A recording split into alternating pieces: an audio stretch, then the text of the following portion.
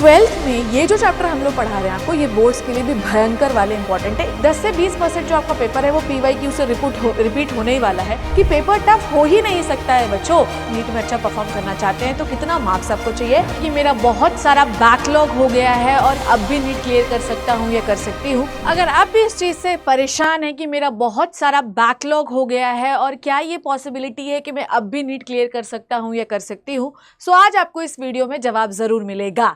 जिनका बैकलॉग नहीं भी है वो इस वीडियो को आखिरी तक देखेंगे क्योंकि आप लोगों के लिए एक बहुत इंपॉर्टेंट सरप्राइज भी है इस वीडियो के अंदर। तो हर एक बच्चा, चाहे वो 11th में है, चाहे वो 12th में है, चाहे वो ड्रॉपर का है, चाहे वो किसी का भी है, ये वीडियो हर बच्चे के लिए बहुत इंपॉर्टेंट होने वाला है। मैं हर बच्चे की इस वीडियो में बात करने वाली हूँ, चाहे इनका बैकलॉग है चाहे इनका बैकलॉग नहीं है, पर इन सबको मैं ट्रिप बताऊंगी कि अब इस समय पर आपको क्या करना चाहिए अगर आप 11th में है, 12th में है या आप ड्रॉपर में है। So welcome back to Vidya NEET Adda 247। मैं हूं शिप्रा तिवारी। बहुत बहुत स्वागत है मेरे प्यारे बच्चों। कैसे हैं आप लोग? आई होप शानदार, जबरदस्त और जिंदाबाद होंगे। सो आज की कहानी जो मुझे सुनानी है, आपको सुनना है शिप्रा मैम की ज़बानी। चलिए बिना किसी देरी के शुरू करते हैं। तो क्वेश्चन ये है कि क्या अभी भी पॉसिबल है? तो आज मैं आपको कुछ पॉइंट्स डिस्कस करने वाली हूँ, बहुत ही वैलिड, बहुत ही मजे पॉइंट्स है जिन पर आपको काम करना जरूरी है अगर आप सीरियस है प्रिपरेशन के लिए। अगर आप अपने पढ़ाई के लिए सीरियस नहीं है तो फिर ये वीडियो उन बच्चों के काम का नहीं है, ठीक है। तो सबसे पहले हमको ये समझना जरूरी है कि अगर आप लिटरली अब आप प्रिपेयर करना चाहते हैं और अगर आप नीट में अच्छा परफॉर्म करना चाहते हैं तो कितना मार्क्स आपको चाहिए? कम से कम 650 नंबर आपको चाहिए।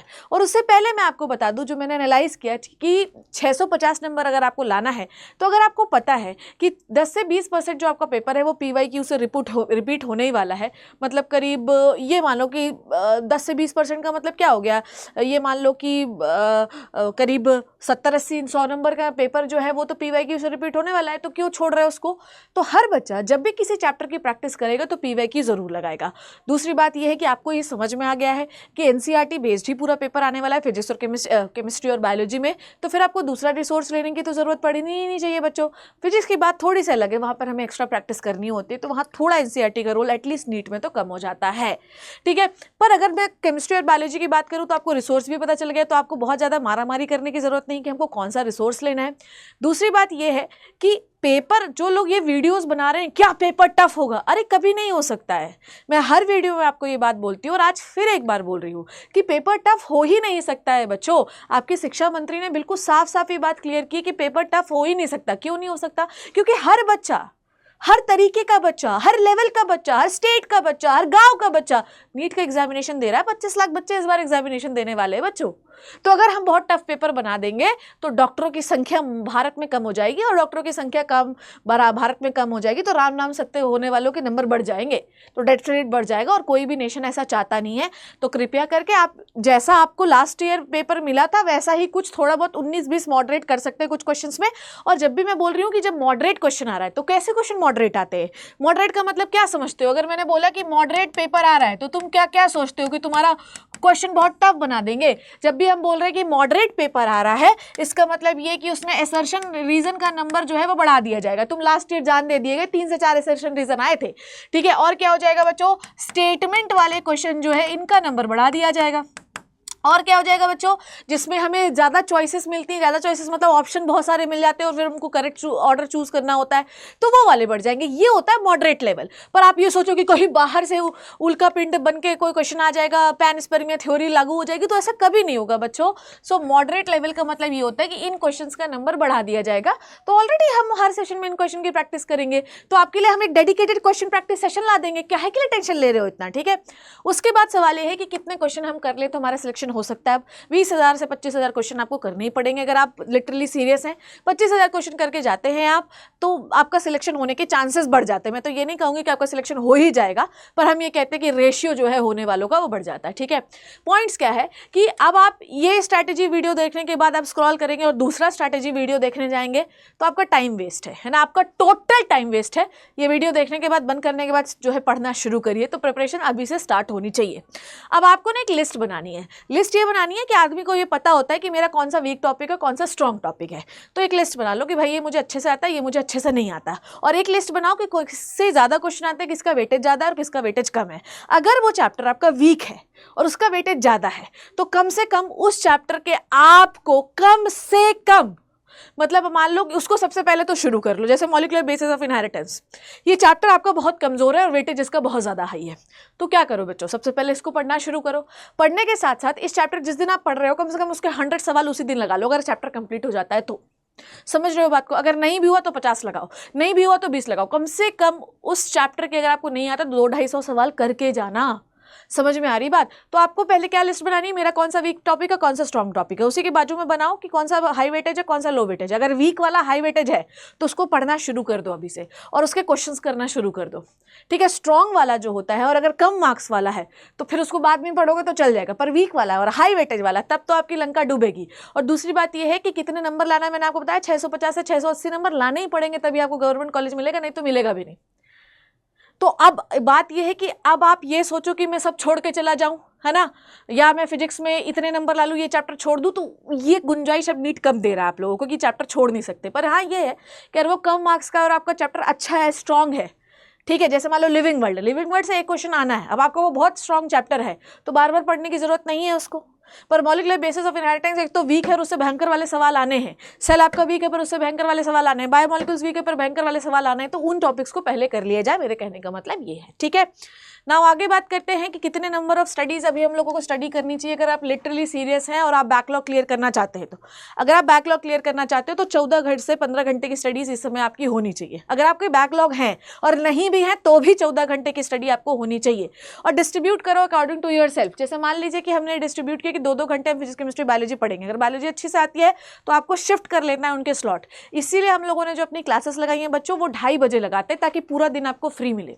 पूरा दिन आपको फ्री मिले, क्यों मिले वो भी आपको थोड़ी देर में समझ में आ जाए।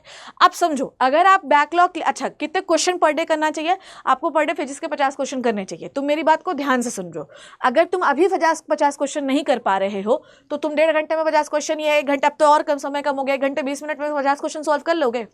अगर तुम पूरे दिन में आप 50 क्वेश्चन नहीं कर पा रहे हो तो तुम 1 घंटे 20 मिनट में वहां 50 क्वेश्चन कर लोगे? बिल्कुल नहीं कर पाओगे। तो कोशिश ये करो कि फिजिक्स केमिस्ट्री के हर दिन 50-50 सॉल्व करो और बायो के 100 करो। अगर आप इस पे हो, अगर आप इस फिगर पे चल रहे हो तो सिलेक्शन होने के चांसेस है। और अगर आप ये सोचते हो कि नहीं हम इसको 20 कर लेते हैं, इसको 10 कर लेते हैं, इसको 50 कर लेते हैं, तो सिलेक्शन नहीं होगा। क्योंकि जब आप पूरे दिन में क्वेश्चन नहीं कर पा रहे हो, अगर आप पूरे दिन में 180 क्वेश्चन नहीं कर पा रहे हो तो 3 घंटे में कर लोगे क्या?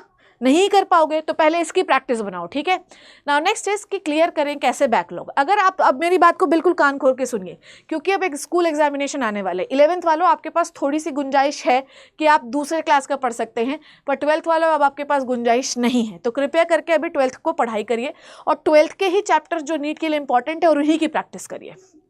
समझ गए? 11th वाले भी 11th पढ़ेंगे, 12th वाले भी 12th पढ़ेंगे। उसी के साथ साथ में क्या करें, जैसे कि आज मान लीजिए जैसे मैंने आप लोगों को 12th के ही चैप्टर पढ़ाना शुरू कर दिया।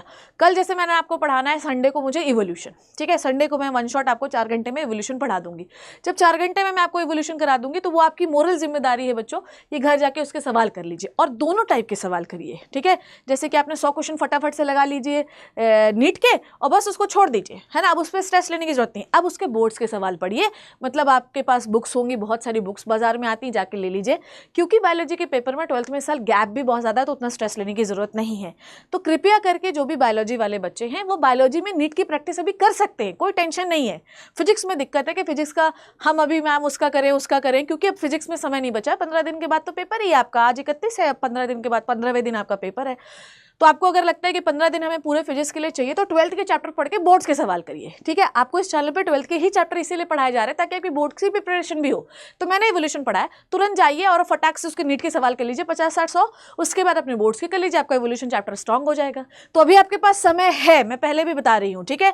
अब आते हैं ड्रॉपर वाले। अब ड्रॉपर वाले अगर आप, अब तो ये 11th एंड 12th वालों का कंसेप्ट क्लियर हुआ कि हमें क्या करना है इस समय। आप जाओ ड्रॉपर वाले। अब ये ड्रॉपर वाले जब आप 11th 12th आपके एग्जामिनेशन हो जाएंगे तो ये आप पर भी काम करेगी। सबसे पहले हम बात करते हैं कि हम बैकलॉग कैसे क्लियर करें, उसकी स्ट्रैटेजी। मैं आपको 3 स्ट्रैटेजी बता रही हूँ, उसको फॉलो करो, बेहतरीन है। और तुम गारंटी ले लो, अगर तुम इस स्ट्रैटेजी को फॉलो करोगे और इसी वीडियो के नीचे कमेंट आके करोगे कि मैम शानदार स्ट्रैटेजी थी, है ना, ऐसी एंडी बेंडी स्ट्रैटेजी मैं नहीं बताती हूँ बच्चों, ये मैंने अपने जीवन में भी अप्लाई की है और तुम्हारे जीवन में भी अप्लाई होगी तो इससे फ़ायदा होगा, ठीक है। जैसे कि मैं तुमको बताऊंगी कैसे। ओके, सबसे पहले हम बात करते हैं क्यूमुलेटिव स्ट्रैटेजी। क्यूमुलेटिव टेक्निक का मतलब क्या होता है, तुम महीने में 1 दिन फिक्स कर लो, ठीक है।